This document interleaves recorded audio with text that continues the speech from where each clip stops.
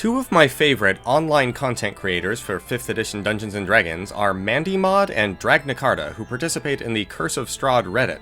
Their respective guides, Fleshing Out Curse of Strahd and Curse of Strahd Reloaded, provide invaluable information on running 5th edition's most gothic adventure. I mention them because I wanted to sketch out an approach for running Curse of Strahd which is very closely related to, but in some ways distinct from, what they call PC Ireena. In fact, at first I thought I got this idea from reading Fleshing Out Curse of Strahd, but then when I revisited I couldn't find some of the details there. Maybe I overlooked them upon my review, or maybe I did come up with them after being inspired. So if you are a D&D player and you are hoping to play Curse of Strahd one day, I must warn you that this video has spoilers and it's probably best for you to stop watching now, but you might want to send the link to this video to your DM who's going to run Curse of Strahd. Welcome to PhD&D everyone, I'm Dr. Bowers, and let's talk for a minute about a famous problem with Curse of Strahd, as well as a now famous solution to it. The problem is that Curse of Strahd, if you run it as written, is an escort mission, or mostly an escort mission. A lot depends on your players, and by extension your PCs liking Ireena, or at least being willing to save her from the predations of Strahd von Zarovich. This means that if the players don't take a liking to Ireena, the entire campaign will languish. Furthermore, by being an escort mission, the module threatens to make Ireena and not the PCs the main character. Now, as a solution to this problem, MandyMod, DragnaCarta, and many others have proposed running Ireena as a PC. This doesn't mean that one of your players has to have a PC who's a red-haired woman who's a fighter, of course.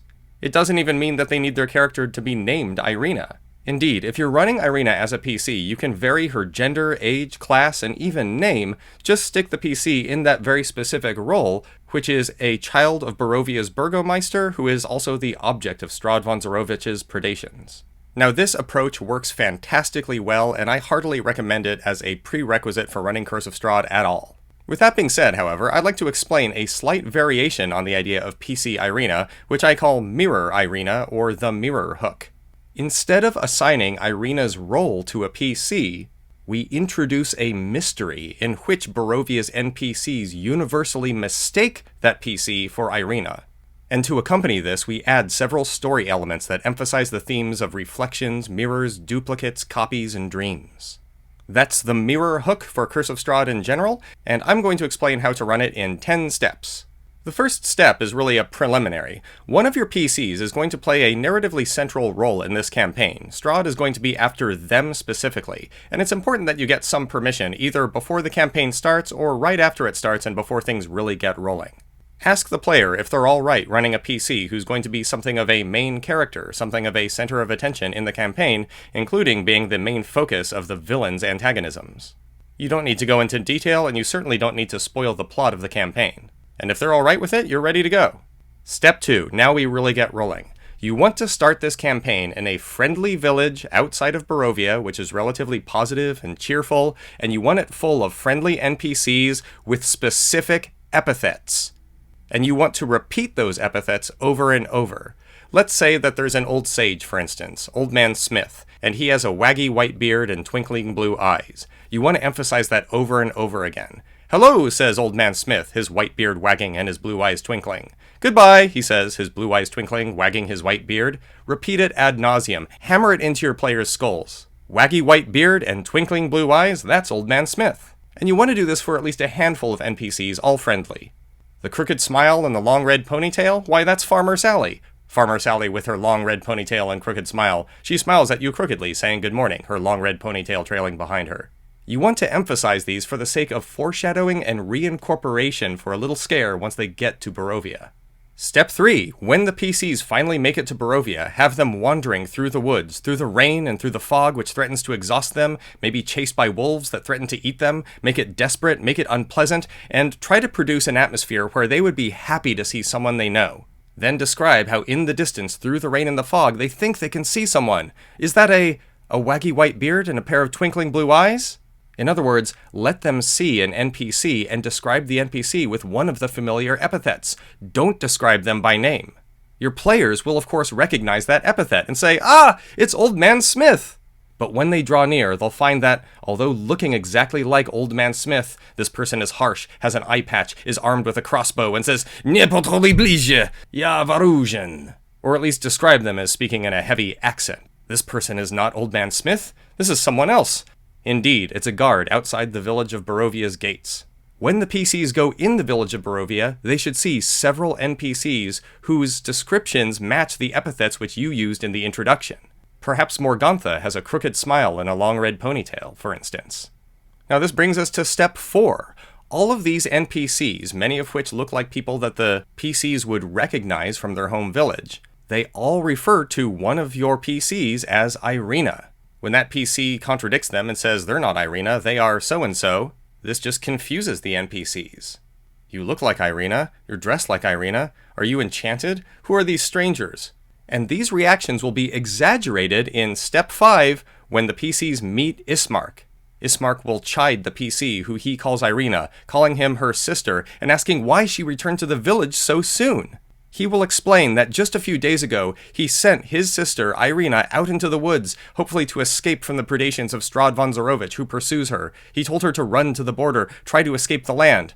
And now, she comes back, only claiming that she's someone else, with a bunch of strangers? Who are you, strangers? He will say to the other party members. Have you brainwashed? Have you magicked my sister somehow? And this provides a really fun opportunity for roleplay, where the PCs will insist that their companion is not Ireena, the PC being called Ireena is going to insist that she's not Ireena, and you can roleplay the NPC's confusion and bafflement. Now, step 6. When Strahd arrives, he is going to capitalize upon this dispute. Ismark will be saying, surely you are my sister Ireena. The PC will be saying, no, I'm not Ireena. And Strahd will gaslight that PC by saying, of course she's not Ireena. And the reason why she's having such trouble is that she's actually Tatiana, my true love, whose soul is trapped in yet another incarnation. Of course, the PC will protest this false identification too, but Strahd will be resolute. You will come to accept it in time, he will explain. It is inevitable that we are destined to sit on the thrones of Castle Ravenloft together, he will explain. And provided that you paced this well, your players should be having a good time and you have already set the adventure in motion. For step 7, as the PCs leave Barovia and make their way through the valley, have him declare the inevitability and the destiny of this PC to sit on a throne in Castle Ravenloft as his romantic partner in eternity. Your PCs, I promise, will have a lot of fun rebuffing Strahd's advances, calling him names, saying that they would rather die than be with him, etc., etc. It's great.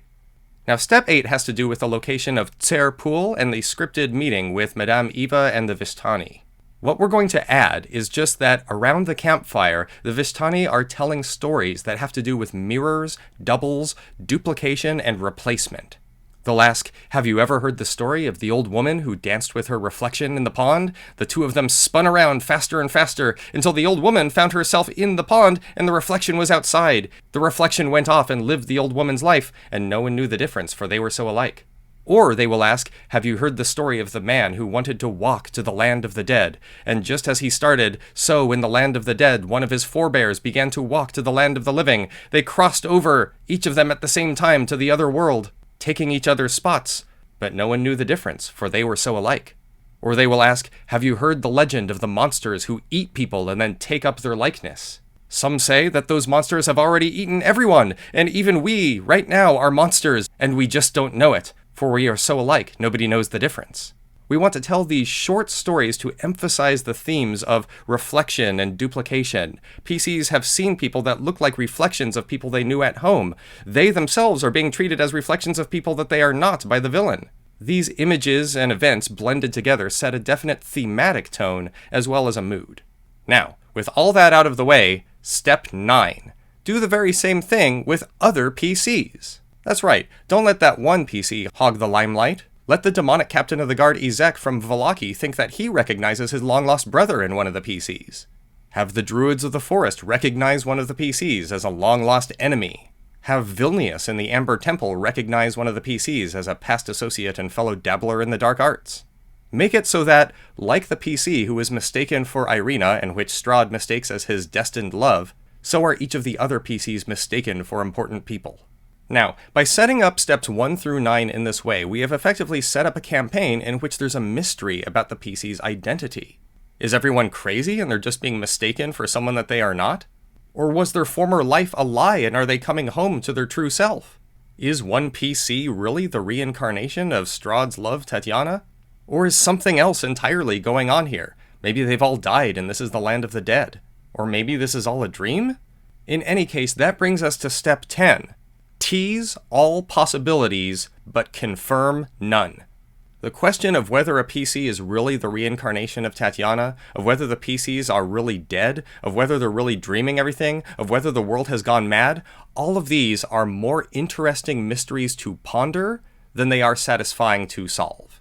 Now, if you must provide a final answer to these questions, make sure that A, you provide it at the very end of the campaign, and B, that you set things up so that PCs feel as though they discovered this answer. You don't want to just end the campaign and be like, oh yeah, surprise, actually you were a reincarnation. That's not very satisfying. You want to make it so that when the PCs pick up the Tome of Strahd and they read it and they jump to a conclusion about what might be the case and they all get excited about that, consider revealing that as the answer if you must reveal an answer. But anyway, that's the mirror hook for Curse of Strahd. This is a variation on PC Ireena, one which does not assign the role of Ireena to the PC, in which case the PC is from Barovia and has a brother named Ismark, etc. Instead, this generates a mystery about the PC's identity by having all of Barovia's NPCs universally mistake a PC for Ireena. What do you think? Is this a really cool way to run Curse of Strahd, or am I just completely wrong? Have you tried PC Ireena? What do you think? Let me know in the comments. Thanks very much for watching. As always, please do all of the internet things. Click like and subscribe. Click the bell icon if you want updates on this channel, which I provide mostly weekly. And I'll be back soon. Stay tuned for the next one. Thanks!